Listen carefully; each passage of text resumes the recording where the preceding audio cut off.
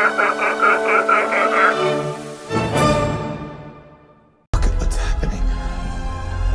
These worlds.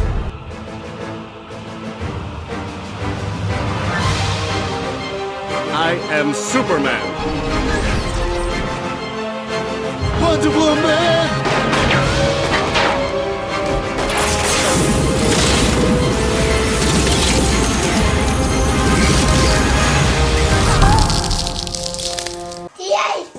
Hello my friends, welcome back to Player Display for another bonus video this week. Today I wanted to do a custom showcase on 3 figures that I've been working on lately.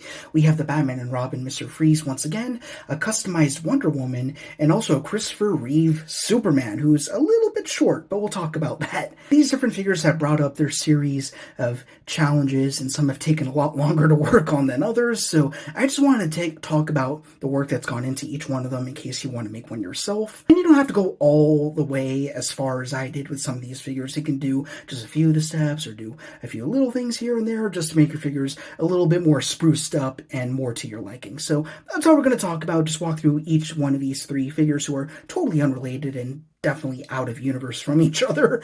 And yeah, just go over the process. So let's go ahead and start with Mr. Freeze. So when we reviewed this dude way back when we reviewed the entire Mr. Freeze Batman and Robin wave, my biggest complaint was the fact that he was not shiny enough. I worked on him a little bit and he's shinier, not quite chrome, but I got him as close as I possibly could. And I painted in a lot of blue spots that were totally absent from the base figure. So I'm just going to do a little bit of a tilt-a-whirl here with this Mr. Freeze. You can see that he catches a lot more of the light on certain armor plating sections and everything like that. The more I went through this guy, the more I noticed how flawed he was in terms of paint and execution. I just noticed there's a lot of bald spots that could have been painted in blue, which are now painted in blue, like these little studs on the shoulder bits here. Also, I redid the pecs and some spots that were already blue, but I wanted them to be more unified. Also, these little slots up here on the thighs are also blank. Same down here on the knees, and then I think a few spots on the back. I'm not sure if these areas on the 2 butt cheeks would have been blue, but I filled it in just because I thought it looks nice and made him more Schumacher looking, so I went ahead and did that. As for the chrome, that's actually the first thing I did. I went into every area that wasn't part of the body glove and more part of the armor, and I made it more chrome. So I actually started with the head sculpt up here. You could see that things are a little bit more shiny on the armor plating bits that are not the blue or the flesh. So you can see that as you go around here. Captures the light a lot more nicely. I really wish that this solid plastic would have made up the entire figure, and perhaps the chrome would have caught a little bit better on the rest of Mr. Freeze over here. So the materials that I used in order to make him chrome, or at least as chrome as I could, is something I got off of Amazon. This Zoet Liquid Chrome Shine Bright Together. Ooh, pretty, I know. I think I've shown this off before, but it does a pretty nice job at chroming up certain plastics, not all plastics, which we're going to talk about here. So it did a very good job over here on the helmet, also on the torso, on the arms as well, on the legs and the shoes. The 2 areas where it did not do a great job was on the shoulder pauldrons and also on the crotch and ass. And that's because those 3 parts are made of a softer plastic, which for some reason don't take to chrome as kindly as everything else. So believe me, I went ahead and I chromed up every little inch of those parts, and it just didn't stay. It rubbed off, and it kind of gave it this little bit of a sheen, I suppose, but it left it a little bit gummy, kind of still is now, to the touch. And yeah, it's just not as chrome as it should be. But it did get rid of some of the marbling, which was really nice. So it got rid of those stray marks and everything that are not supposed to be there, so that did help a little bit. And when it comes to actually applying the chrome, it's one of those things where you gotta wait a solid 24 hours for it to dry, or if you're really tedious, you want to wait 7 days. So it was a matter of me doing the helmet, waiting 24 hours, then I did the torso, wait 24 hours, did an arm, so on and so forth. This guy took me several months to do, just between me doing like work, other custom projects, hopping around to different places where I live and stuff like that.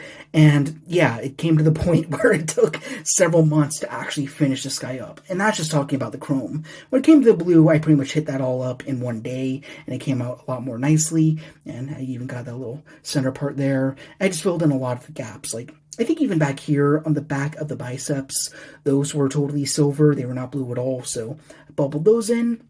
That was not too difficult. All these little vents under the pecs I had to do. Just, you get the sense of how many little spots I had to do. There we watched the movie and I realized there was even more that I missed that's not represented on this figure. But I did the best I could with the chrome and with the blue. I'm done here. So I'm not doing anything else with this guy. Although the one other thing I noticed was missing from this figure as I was rewatching the movie, which I tend to do a lot because I'm a huge Batman and Robin fan, is he does not have his backpack, which is not too noticeable in the movies, but it was pretty chunky. It took up a good portion of his back, and it had some tubes going off to, I think, the helmet and maybe a little bit to the arms and legs as well. So I guess that would have been like his hydro freeze pack unit thing that should have been over here. So that's something McFarlane missed out on. I'm not sure how he could possibly go about making a custom one. Obviously, if anyone would make a 3D printed one, then I would be the first person to go after it, you know me. But unfortunately, he doesn't have that, so this figure will forever be incomplete. But in terms of what I can do, this is the best I could have done. And the last thing I wanted to talk about is I also gave the same treatment to the Freeze Ray, so you could see it's a lot shinier here. And I also painted in the blue and then the little grid marks with the chrome to give him more of that energy effect as that freeze effect is bursting out. So just makes it look a little bit more dynamic and accurate to the film. So yeah, that being said, that is Mr. Freeze. Just repaint, that's about it. Nothing's resculpted or retooled really. Just he is as he is, and I'm a lot more happy with him. Next up, we have my very first Wonder Woman, since I've never added her to my shelf for whatever reason. They did do a collector's edition one, and as I'm talking about it, you probably know the horrible story that occurred with that figure. I think for maybe years, people have been demanding a definitive Wonder Woman figure, and they finally released her, although first of all, she was a little bit on the pricey side, and second, all the scalpers got her like that, so I had pretty much no chance at getting her. And also, she wasn't quite my preferred look. Obviously, I went for one that was a little more on the skimpy side, but I'm a customizer. I could do whatever I want. It's my plastic. This is my world that I've built, so this is the look that we have for Wonder Woman over here. And this version is the Last Night on Earth variant. Over here you could see better what she looked like out of packaging. She had a red cape and a mohawk, which I found extremely weird for this character. I didn't like either of those quite as much. So basically I made some negotiations here as I went into customizing. So there's a lot going on here. I guess we'll start from the head and work our way down to the feet. So let's pull her in. And obviously, as you can see, the mohawk, which I actually have over here to the side, is gone. I actually dropped her into some boiling water and I ripped her hair out. I know that sounds violent. And then I added this hair sculpt, which actually comes from a Marvel Legends Walgreens exclusive Sentry, which is a figure I botched years ago for another custom. And I just didn't care for that character at all. But I kind of liked the hair sculpt. So I dropped that onto Wonder Woman after I had to trim up a lot of the head sculpt in the back so it would fit, and it looks pretty good, actually. Even though it's meant for a different scale and it's very wispy looking, I think it does a really nice job for a more dynamic looking Wonder Woman over here. Looks like the wind's going through her hair. Oop, and I just knocked her out over there. But and also because it's a 6-inch scale, the hair sculpt is a little smaller than it would be on a 7-inch. And that just means that she has all the head movement still intact. It's not locked up or anything like that. So that's really great. Going on down, I also gave her a new cape, which is different from the solid one which she has over here, which is admittedly very well sculpted and everything. I like every detail that's on it. I love the weathering. I love the texturing. However, it was very cumbersome. It had a really big, awkward peg sticking out of the back into the cape, which I found really weird. So I removed that and I went into my soft goods bin, which is full of old shirts, old cloth. I found an old shirt and I gave her this blue, which I really like. And I think it's a lot nicer. Oops, lasso fell off. We'll talk about that in a second here. And I just trimmed it up, gave it a little bit of weathering. I glued it in on certain portions at the corners here so it would have a more dynamic look going over her shoulders. I also cut it so it would look like it was ripped, so it's asymmetrical. It's a little heavier on this side as on this side. You can see that part of it is missing. And yeah, just gave it a little bit of tattering before I did this video, and there's her cape. I also got a little fodder piece over here and chromed it up to make sort of a clip so it doesn't look like the cape is just hanging there like drapes or anything. So there's something actually securing the cape to her neck. So just adds a little bit more storytelling there. I also chromed up the bracers over here. I know one of them's a little hard to see, but you can see this one over here is a lot more shiny. And I also chromed up the sword that she came with as well. That was also using the same Zoet liquid chrome markers that we were just talking about before. And they look a lot nicer. I like how they're unified. And speaking unified, she was also missing a shield, so I managed to source a loose one from the collector's edition Wonder Woman on eBay, and I chromed that one up as well. So I just have a very shiny Wonder Woman over here, and I really like that look a lot.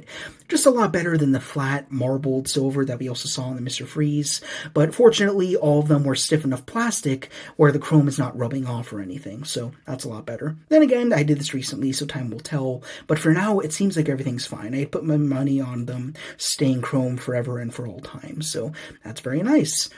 Down to the waist, not much else has changed, although you will notice that something from the base figure is missing, being this scabbard for the sword. I removed that completely, found it very bulky and annoying, so I just took that out, and also it's kind of ugly. I don't like that big empty slot that we have there. I'm sure it's there for manufacturing reasons, but I just don't like it, so I removed that completely, and I replaced it, if you can get this arm out of the way, with a Bandai part over there, just a spare piece I had from some model kits. And the reason why it's there is so I can hang this custom lasso of truth, which she did not have, so that makes her a little bit more complete. And she can actually hold this, although I don't plan on extending it. It is made of a bendy wire, it's wrapped around a little Bandai sprue down there. So if you want to remove the sword, and you can see she can actually hold it pretty nicely, so that's very good. I don't plan on extending it because I don't plan on her holding this much at all, but she can definitely hold it. She can whip it out. It could obviously lasso around anyone you want because it is a bendy wire, and when you're done, you can tie it back up and then loop it back around that little clip over there. So I just prefer that a lot more. I don't like the scabbard at all. So yeah, we'll keep that aside because it is a loose piece and it'll just be falling everywhere. And that's about all the mods I did for this Wonder Woman. I did a little bit of silver work on the buckles and on these rivets here on the boots. I also did the shoelaces, I guess, down there. But that's about all. I just wanted to have an interesting, unique Wonder Woman that's not quite a classic look for her, but just something that's a little more interesting, more varied, a little more on the sexy side. That's just what I prefer, obviously. But yeah, I think she looks really kick-ass. Has a bunch of weapons to boot now. No pun intended with the big old boots. But yeah, I got a Wonder Woman on my shelf. Very happy with it. Glad I didn't have to cough up the money for the now $60 collector edition version. So don't have to worry about that anymore. Lastly, we have what is filling up a very big gap on my shelf, being the Christopher Reeve Superman, which I'm surprised I haven't really done yet, at least Todd McFarlane. However, NECA has done a Christopher Reeve Superman. Before we go into this, it's a very simple custom job. It's just the base body and head swap, but I wanted to first talk about why this body is so special to me. I know it sounds really weird, but in the action figure world, this is a very dangerous base body to source out. So this was done in the early days of NECA. We've talked about NECA before. When they were starting off, the bodies were very clunky. They had a lot of articulation problems. They had a lot of QC issues. Things were falling apart considerably. So when they set out to do a Christopher Reeve Superman as a Toys R Us exclusive, they were notorious for legs and arms falling off, the head and the cowlick not being quite aligned, some paint slop everywhere. It was just a figure that had a lot of QC issues. So for me, it was very important when getting this base body, which I really like because all the proportions are not McFarlaneized. It looks like an actual goddamn human being. It was very important that I found a body that has been tested already. It can already move around. I know the joints aren't locked, they're not broken, and everything's working well. So I managed to find a body that doesn't have the head or even the alternate hands, but I knew after asking the seller that all the joints would move okay. So I got the body. Now I had to get an extra head. And I sourced the head from the same seller who gave me this alternate Michael Keaton Batman head sculpt over here, so we can bring him in and do a little bit of a size comparison as well. As you can tell, Batman's a little taller, and that's for a few reasons. Firstly, he's on a figure stand. Second, I gave him that custom cape, which pops up his head a little bit more. And third, I feel like the Todd McFarlane figures are just a little big, just by a hair for the 7-inch scale in general. So that's why Michael Keaton's a little taller than Christopher Reeve, who I really wanted to see together, by the way. But for me, I kind of accept that. I mean, Batman's very armored up. He's got some padding under his boots. As for Superman, it's just spandex and some much smaller shoes, and it's just a guy under there. Over here, you got Michael Keaton, and he's a lot more bulked out with the cape and everything, so I'm actually okay with him being bigger than Superman over here. But with all that being said, let's get Batman out of the way and return to Superman. And I know there's not a whole lot else to talk about in terms of what was customized with him, but we do want to have a look at, of course, this custom head sculpt, which is really excellent. Like the Batman head, it was imported from China. I had to wait several weeks for it, but not a month, actually. It was pretty quick, all things considered, and it's a dead-on likeness. They describe these head sculpts as being carved. I'm not totally sure what that entails, but I guess they, had a hammer and pick, chipped away until they got the head sculpt out. I don't know how it works, but it looks absolutely fantastic. You can see there's a glimmer in his eyes, quite literally. Everything's aligned, everything's symmetrical. He's got the cowlick, and it's just a beautiful head sculpt. We'll actually take the head off so I can show you what you can expect from these head sculpts from the seller. So basically, if I'm very careful, what I did here, because there was no joint there, is you can see it was just a big old hole in there, is there's a whole hollow head, and what you need to do basically is find a way to actually get the head onto the neck. Fortunately, the head comes with this poster tack, as you can see in there, and buried underneath that, I'm not going to unravel it because it would ruin my figure, is a Bandai sprue with a ball joint at the end of it. So that allows me to push everything together. And then, of course, it's not an actual functioning joint, but you can still move the head around, and it's not going to fall off or anything. So you can tilt up just a little bit, tilt on down, and back up. So for this guy, there was no joint at all because the initial head sculpt was missing, and thus so was the joint. As for Michael Keaton, though, I just simply cut the ball joint he already had, then put the tack on top of that. So it's going to be a case-by-case basis depending on what figure you're swapping the head from, if you choose to swap it out with an import one.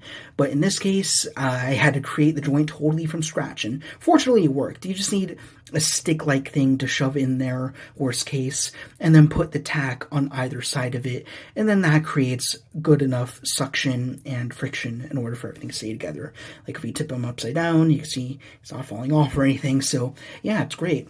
And I suppose we'll also do a tour of this base body, which I've done no mods to, but just so you can have a sense of what it looks like. I mean, he's got the classic 1970 Superman logo, which looks great. Classic Superman red underwear with the belt and everything. Some gloss on the belt would have been nice, but that's all right. You can actually notice a little bit here that there's like a little bit of red rub on this right leg, but barely noticeable at all, not even on camera, so I'm going to ignore that. I'm not even going to try repainting that. I feel like I just screw up the figure even further, but yeah, you got the boots, got the cape with the logo on the back, which is also very important to me. I really love this cape. It drapes very nicely over the shoulders, I feel like. It's tucked into the neck, which I find very interesting. The one downside to this figure, which for me was kind of an upside because it does preserve the human form here, is the limited articulation. Obviously, you can see there's nothing going on in the torso at all. The arms only come out that far, and that's it. But I don't mind the limitations of this body. I mean, I'll play around with him more as I say that. I honestly don't trust Todd McFarlane to make a proper Christopher Reeve Superman, because there was something very nuanced about his suit and his physique that is very difficult to capture in plastic form. I don't know what it is, but it's just the fact that, you know, the torso doesn't really have abs to it, but it's very streamlined over here. It has a very certain shape to it. So I feel like Todd would kind of McFarlane up the figure if he were to ever do it in the future. So I figured, no pun intended, that I'd just make a figure myself out of the best components I could find, being this very dated, though very good-looking torso and legs and arms that we got here from NECA, along with a custom head sculpt, which is a lot more modernized. So put those two together, and you have a very screen-accurate Superman. Very short in stature, of course, very limited in articulation, got a few little paint issues here and there, but nothing that noticeable to the naked eye, but All that being said, I feel like it comes together to create a very complete look for him, so I am enormously happy with this Superman. And I also managed to source some of the flying hands. I don't know why I wound up getting 4, but I have 4 of them, so if I want him flying in the air, I could do that as well. But yeah, if you want to make a custom Superman with this Toys R Us NECA exclusive body, be aware that if you get a mint in box, the chances are a lot higher that something could be broken, there could be paint slop, there could be something that's stiff. If you ever plan on getting this body, be sure you get a figure that's loose and you ask the seller about the quality, because that's very important. You don't want things breaking off. And that's about all for this 3-part custom showcase. Just 3 figures I was really invested in as I was putting them together. The Superman more than anyone else, even though he took the less steps to make. But I just figured that they'd be worth showing off so that way other people can make figures of their very own with the same methods to either make their own Wonder Woman or chrome up their own Mr. Freeze. Ooh, there she goes. And just do whatever it is that they need to get their figures to the caliber that they prefer. But yeah, here we are. Another thing I did is I got Christopher Reeve on a flight stand over here, and that kind of hides the fact that he is very short compared to everyone else. He is considerably short next to these two over here for good reason. I mean, firstly, Arnold Schwarzenegger is Arnold Schwarzenegger, and he's wearing a Schumacher suit, and we have an Amazonian who's wearing high heels, so they're especially tall, even for the 7-inch scale. As for him, though, I think he is properly scaled. It's just Todd McFarlane figures are naturally a little taller than they probably should be, and a little bit more buff on top of that. And also, as for these two figures, because of the characters they are, that adds a little bit more to their height. So I think he is the proper, definitive 7-inch scale figure that we've seen so far in this channel. Just standard human being, nothing unique about his height, no crazy shoes to speak of or anything like that. This is how tall a human being is supposed to be in 7-inch scale. I mean, ask NECA. I mean, they're the people who I've said are probably the best line out there right now. They get the scale right just about every time. I wouldn't put past them to making this body just the right size that it should be. And again, the proportions are fantastic. And I suppose we'll give some more attention to the other two over here. Mr. Freeze, once again, I did chrome and blue stuff on him. The chrome didn't come out quite as planned, and the blue filled in a lot of the bare spots that he had initially. But that being said, with all the issues aside, I think he is a lot better. As for Wonder Woman, I just had a lot of fun with that. I wasn't trying to be comic accurate or anything. I just wanted to make my own legacy version of the Amazonian warrior princess that we all know and love. And I think she looks really cool. So all that being said, I hope you enjoyed this little custom showcase. And if you did, then please, as per usual, be sure to like, comment, Ring the bell to be notified of our latest arrivals. And subscribe. This is the editor speaking, humbly reminding you to support the pod Patreon in the description to guarantee new content every single week. Thank you guys very much for watching. Rock on, and I will see you all later.